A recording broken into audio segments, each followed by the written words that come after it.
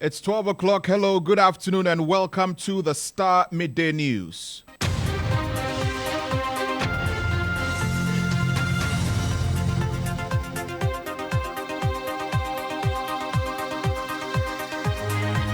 And coming up on the Midday News today, Supreme Court defers ruling on injunction application on the transmission of the anti-gay bill to the president until the substantive case is determined.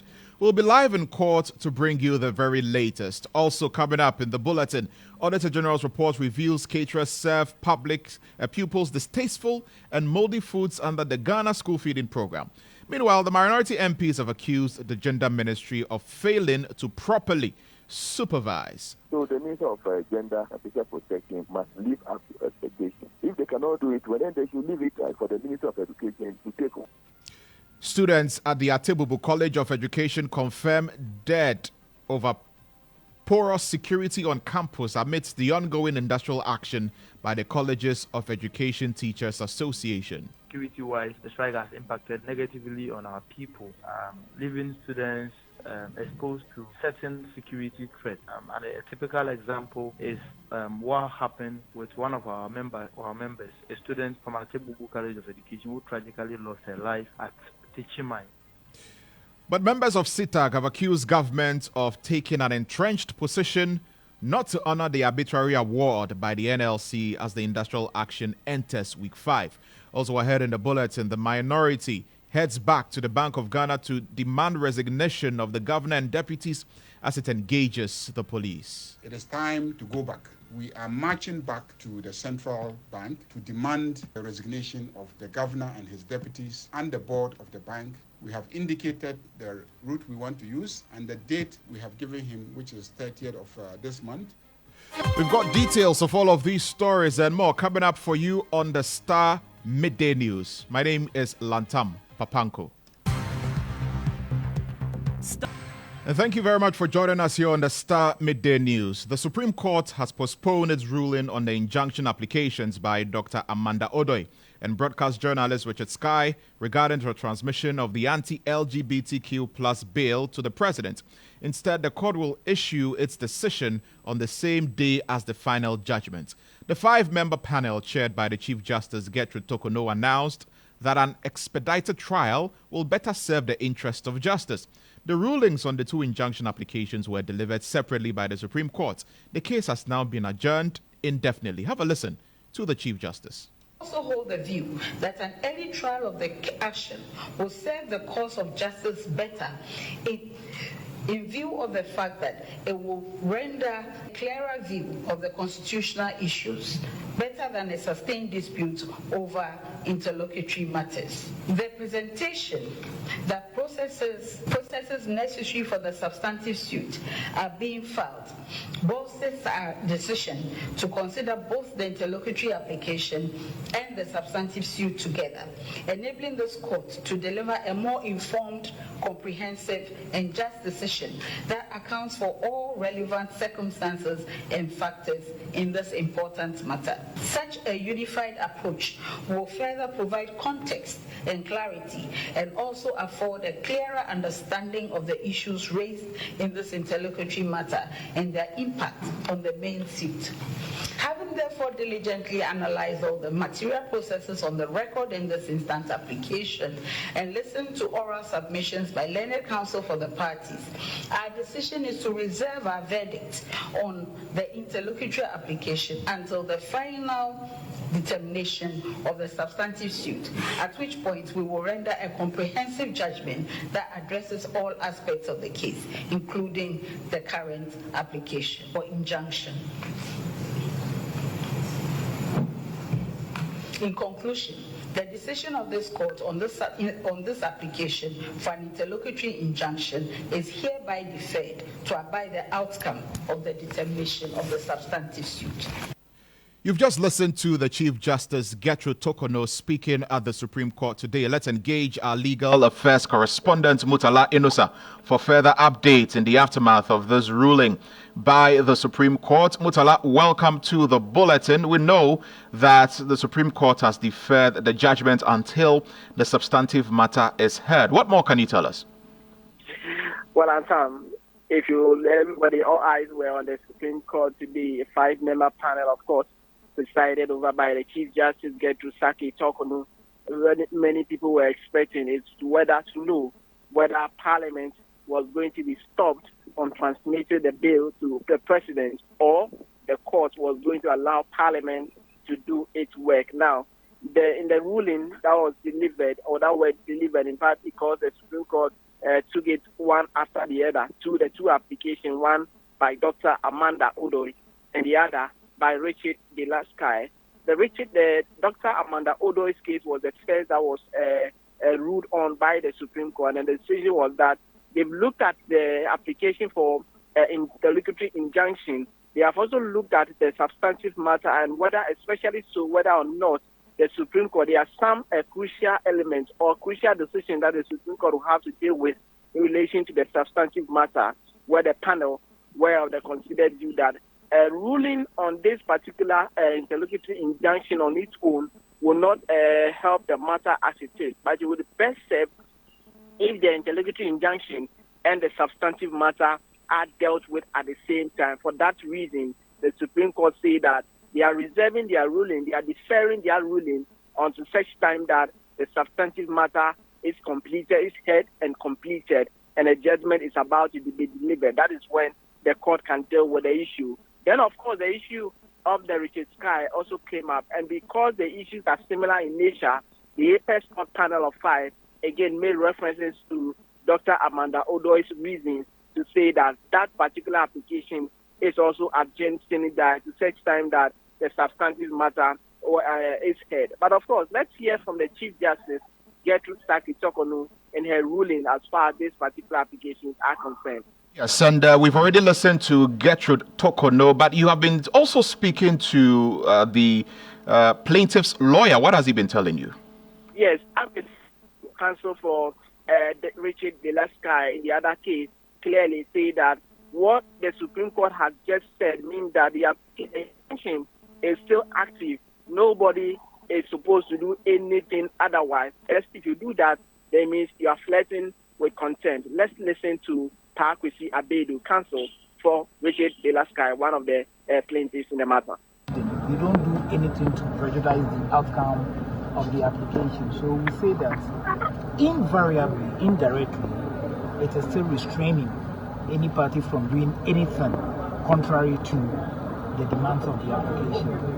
I mean, for clarity, as far as you are concerned, you do not expect Parliament to transmit it. No, they can't do it so far as this matter is pending. Otherwise, it will amount to contempt of court, to the best of our understanding of the law. When the court says early transmission, how different early trial? When the court speaks about an early trial, in effect, what it means is that it will speed up the process towards the determination of the matter, so that this whole issue of injunction before final determination will no longer take a center stage. With a legal vacation inside, how soon do you expect this thing to happen? If you're having in mind that the court is asking you to file your own process and cooperate. As an officer of the court, I'm not in the least in the position to dictate the timetable of the court. But the farthest I can say is that pleadings have not closed in the matter, as you might have rightly heard from the Attorney General. They are yet to file their response. And I believe counsel for the first defendant is also yet to file. So until those processes are filed, nobody can tell when we'll be giving date for our next appearance. So we just heard from lawyer for Richard de la Sky, but we understand that the Attorney General Godfrey Yeboah-Dame has also been speaking. What has he been telling the media, Mutala? Yes. So the Attorney General, you notice that the Attorney General position on this whole matter was that he's not actually taking a stance, even though you can infer from his submission that he welcomes the issue of the interlocutory injunction, but he said that, look, the Supreme Court should look at the argument, the matter before it, and should make a determination as to whether there's an issue of law that will warrant that the Supreme Court make an intervention. Let's hear from the Attorney General, Godfrey Yeboah-Dame, after the decision of the court. What also happened is what the court indicated, that we have to await the determination of the main action. The court considers the issues raised quite weighty and ones that the court thinks can be better dealt with in a substantive action. And it's permissible for a court to do that. There's nothing unusual at all. the court has referred to an existing rule on injunctions, and so I think that the court is fair in coming by that approach. I mean, the applicant holds the view that at this stage they do not expect Parliament to transmit the bill and that the status quo should remain. Is that a view that your office shares as well? Well, that's a sound view. I mean, at this stage, the process have not been transmitted. And there was the reason for that. The reason is that there was this application for interlocutory injunction pending. And the court has still not disposed of the application for interlocutory injunction. The court said the determination of that application for interlocutory injunction should abide the determination of the main case. And for that matter, it is reserving its determination until the main action is heard. It tells you that the application for interlocutory injunction is still pending, has not been disposed of. And so I think that would be the proper course to take. I mean, the court made a point about an early trial, but we know that the legal vacation is just upcoming. I mean, are we looking at the possibility of maybe request for a special dispensation, or we just have to go by the normal calendar? Well, so just listen to the Attorney General Godfred Dame. So what should happen now, Mutala? So what is to happen is that, in fact, before the case was the panel retired, lawyer for the speaker, Thaddeus Sorry, made a point that if you look at the similarities of the case, it should be consolidated. With the court said that it is not within the powers of the court to do that, but of course the parties will have to take that step and of course come out with a memorandum of issue. So this case would next head, the Supreme Court says, is in agenda Trinidad. Right. Thank you very much, Mutala Inosa, for bringing us that update from the court. Mutala Inosa is our court correspondent. Now, the Auditor General's 2022 report has uncovered that basic school pupils are being served unwholesome food through the Ghana School Feeding Program. A performance audit conducted by the Auditor General on the Ghana School Feeding Program management revealed that moldy corn dough was used in some schools visited by the audit team. The Ghana School Feeding Program, established in 2005 to enhance school enrollment at the basic level, was found lacking in maintaining food quality standards. The report also noted that dishes such as jollof rice were prepared without any protein, which violates the program's nutritional guidelines. Interviews with pupils and teachers during the audit visits revealed their complaints about substandard food were consequently ignored. There's more in the following news desk reports. The Auditor General's report for 2022 has revealed alarming findings about the Ghana School Feeding Program. According to the report, basic school pupils are being served unwholesome food under the program, which was launched in 2005 to improve school enrollment at the basic level. A performance audit on the GSFP management disclosed that moldy corn dough was used in some schools visited by the audit team. The report also highlighted that dishes such as jollof rice were prepared without any protein, contrary to the program's nutritional requirements. During visits to the schools, both pupils and teachers reported that their complaints about the poor quality of food were consistently ignored. The audit team noted specific instances of neglect. At the Anchenyim DA Basic School, jollof rice was prepared without any protein, observed in the presence of the Western Regional Coordinator and the caterer. At Kanfa Krom DA Basic School in the Western Region, moldy corn dough was used to prepare banku for the pupils. Interviews with pupils revealed widespread dissatisfaction. They reported various issues including the lack of inadequate fish, foreign materials in their meals, bad palm oil served with watery beans, and a generally bad smell and taste of the food. Despite these complaints, the caterers continued to serve poor quality meals, making it difficult for pupils to eat. The findings of the Auditor General's report call for urgent action to address the issues within the GSFP and ensure that pupils receive safe and nutritious meals as intended by the program. And that was a news desk report. But the School Feeding Caterers Association blames the situation on the limited availability of funds. Dorothy Ofori-Sapong is secretary of the association in the Ashanti region. Our problem is just one. The money involved is not good. Right now, nobody can even give his or her child 2 cedis to go and buy food. No. But the government is giving us 1 cedi, 20 pesos in addition with that. And we are saying that they should just give us 2 cedis. They couldn't. Even 1 cedi, 50 pesos that they promised, they couldn't. And so what are they expecting from us? For the good food we cook, but it is just small. And I don't think it's enough for the children.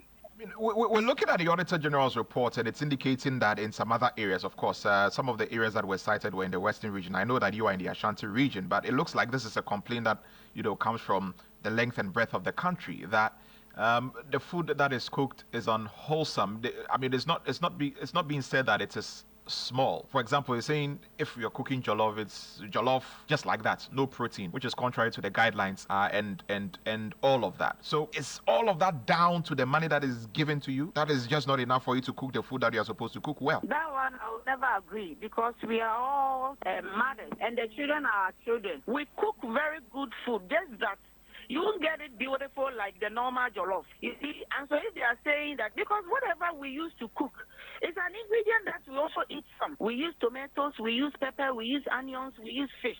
Just that you don't get chicken or meat or anything. But whatever we have to put inside to get the real food or the balanced diet, we do. And so they shouldn't say that we don't cook good food. And that is why we are lamenting that the government should sit up and give realistic money for the women to cook. Oh, give it into cities for his children to go and buy food. It can't be possible. Dorothy Ofori-Sapong speaks for the Food Caterers Association in the Ashanti region. Meanwhile, minority MPs are accusing the Gender Ministry of failing to properly supervise. But we, as a committee member, because it's our children who are the beneficiaries of this meal, so we always talk those who are responsible, those who do the right thing, do so. So we will continue to talk so that there is a reform, so that the gender ministry can wake up and then do the right thing. You see, the first thing I do is pay them regularly and then make sure that you supervise them. There's no supervision. There's information that there are schools where they don't cook, but at the end of the term, they are paid. You see, so if you pretend to be paying somebody, the person also pretends to be working for you. That is a matter before us now. So the Minister of Gender and Social Protection must live up to expectations. If they cannot do it, well, then they should leave it for the Minister of Education to take over, and then we can supervise the program effectively. Because I see the Minister of Gender and Social Protection failing in that direction. Peter Nochu Kotoi is ranking member on the Education Committee in Parliament. You're still listening to the Starr Midday News here on Starr 103.5 FM, and latest findings by the Afrobarometer report have revealed that support for democracy remains strong across 39 countries, with growing majorities calling for government accountability and the rule of law. However, in 30 countries surveyed, consistently over this period, support for democracy has declined and opposition to military rule has weakened. The Afrobarometer flagship on democratic trends in Africa further discloses that more than half of Africans, 53%, are willing to accept a military takeover if elected leaders abuse their power. Here is Director of Surveys at Afrobarometer, Boniface Bulani, providing excerpts of the findings at the launch of the report, which is underway here in Accra.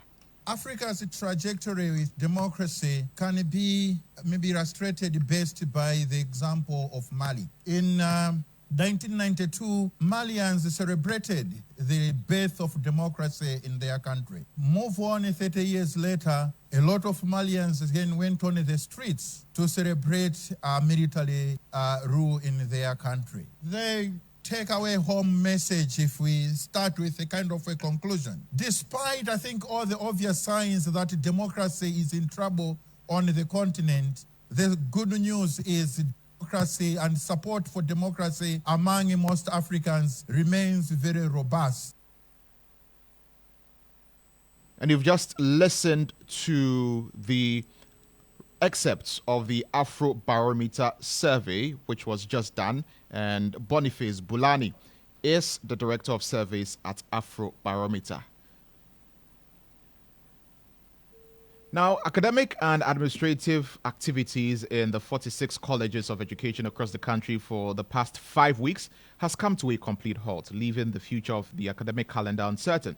Members of the Colleges of Education Teachers Association of Ghana has accused government of taking an entrenched position not to honor the arbitrary award by the National Labour Commission. despite the release of some 199 million Ghana cedis to settle outstanding research and book allowances by the Ghana Tertiary Education Commission. The union says the government has failed to implement the arbitration award, which was given to the association on 2nd May 2023 by the National Labour Commission. Thomas Amponsa is the National Secretary of CTAG and has been speaking to Star News. This is the 5th week, and we've seen that the government has taken an entrenched position, and they are bent on not honoring the National Labour Commission's arbitral awards. The fact is that the arbitral awards was given on 2nd May 2023, and the effective date for implementation of that arbitral award is January 2023. It means that we are into 19 months for these awards to be implemented. And you recall that when we went on strike last year, the Labour Commission called all of us, gave second directive, and the directive was that we should call up our strike while government takes steps to implement the arbitral awards by the end of October 2023. But our checks reveals that a student at the Atebubu College of Education has allegedly died as a result of the porous security on campus. The president of the Teacher Trainees Association, Swale Razak, will be joining us over the telephone line to give us an update on this particular subject matter. But you're still listening to the Starr Midday News here on Starr 103.5 FM. Swale Razak joins us over the telephone now. Good afternoon. Welcome to the Starr Midday News. And what has been the impact so far with regard to the strike by CTAG? And can you also confirm the death of a student at the Atebubu College of Education? Yes, I think ever since the declaration of the strike action by the membership of the Colleges of Teachers Association, that is CTAG, in the College of Education on the 14th of last month, it has brought so many disasters and so many consequences on teacher trainees across all the 46 public colleges of education. I'll share with you that activities in all these 46 public colleges of education have actually come to a halt. Not even reading materials or course outlines have been provided. Teacher trainees to engage in some reading exercises. And so this strike action has been resolved. So leaving students to their own fate, let's be aware of some. The few that are also in the colleges don't have they don't have anything to read on, and then they are dependent on the little resources they are having.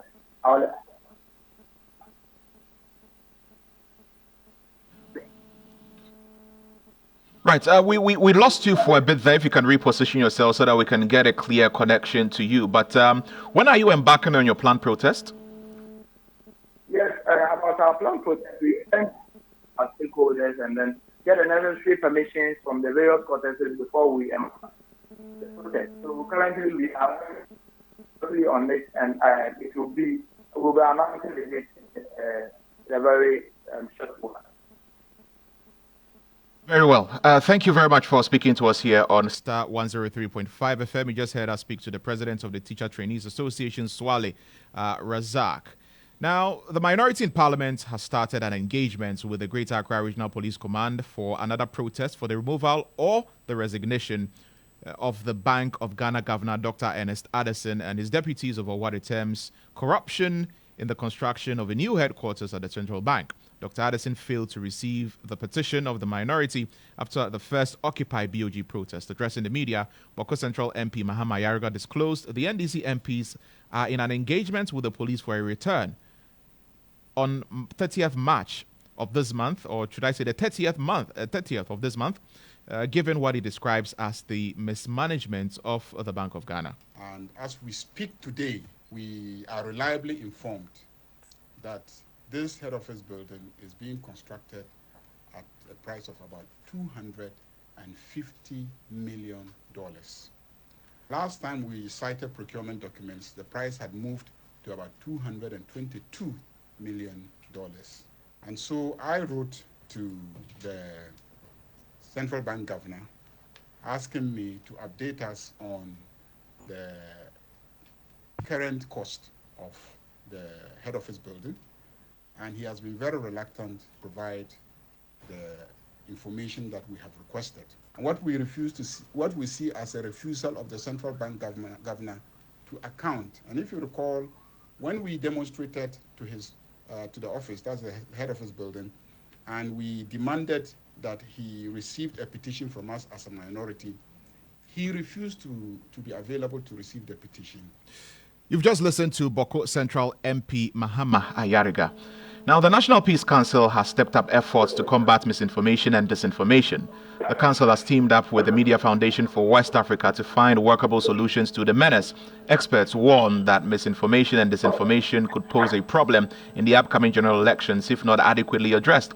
A stakeholder engagement is currently ongoing here in Accra to address the issue. My colleague Musa Lansa is attending the engagement. He joins us over the phone line with more. Musa, welcome to the bulletin. Which groups are part of the ongoing engagements to find lasting solutions to misinformation and disinformation?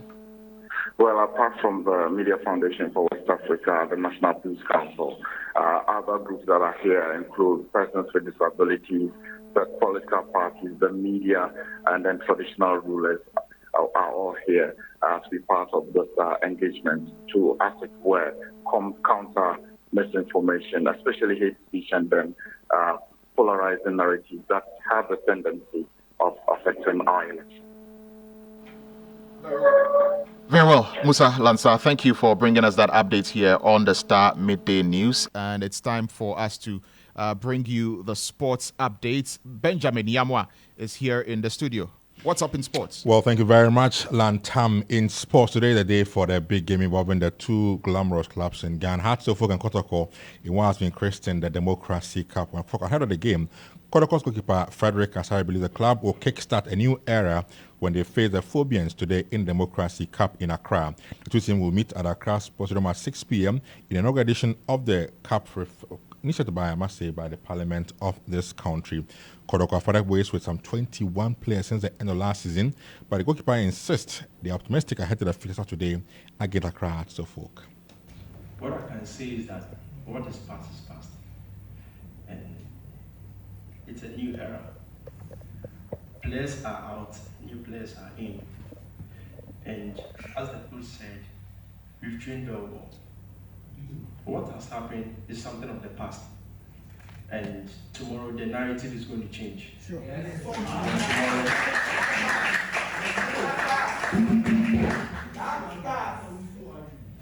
From tomorrow, the narrative about us winning the cup is going to change. Because we believe in the technical team, we believe in ourselves, and we have the able supporters who are also we're going into this game, and I assure you that it's a big win. Sure. And that's Frederick Asari goalie for the Porcupine Warriors. That should be it for sport. Don't forget, 1 p.m. we are back in here with the game on GH1 TV and also live on Starr FM. Thank you very much, Benjamin Yamwa there with the sports. Now, not all battles are fought in the boxing ring. Some are fought behind the podium with words. Ghana, since the year 2000, has been keen on presidential debates. It means to send a message to electorates beyond manifestos. However, after a long pause from the battle of words, courts are becoming rife for another debate. Question is, will the strong opponents have a consensus to match each other? Eko Boache reports. Since being declared flag bearers of Ghana's biggest rival in political parties, John Dramani Mahama and Dr. Mahmoud Bawumia have been taking swipes at each other.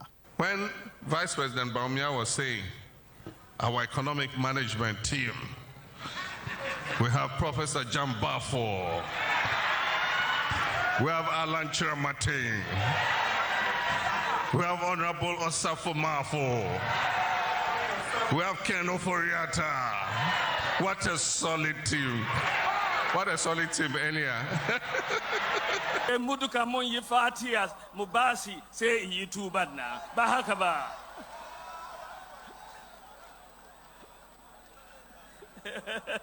Malam John. All this in a bid to sell themselves worthy to the voting public as the next president of Ghana. I promise to lead the change, and I invite you to be part of the change. But are Ghanaians liking what's on display? An unstructured discourse with no guide and clear direction and no means to keep proper scores. Let's go back in time, in the year 2000, where the Institute of Economic Affairs hosted all aspirants of the year's election. The well-attended debates debuted with all aspirants save the then Vice President Professor John Evans Atta Mills, who doubled as the flag bearer of the sitting party, the National Democratic Congress. Professor Mills went on to lose that election and the next, both to the New Patriotic Party's John Ejekun Kufuor. Despite winning the election... That was a report by Eko Boachi. The full report will be airing on Starr today at 5 p.m. So make a date. This is where we draw the curtains down on the Starr Midday News here on Starr 103.5 FM. For more news, log on to starfm.com.gh. Also take a look at our social media pages. Starr 103.5 FM on Facebook, X, and Instagram. My name is Lantam Papanko. Have a good day.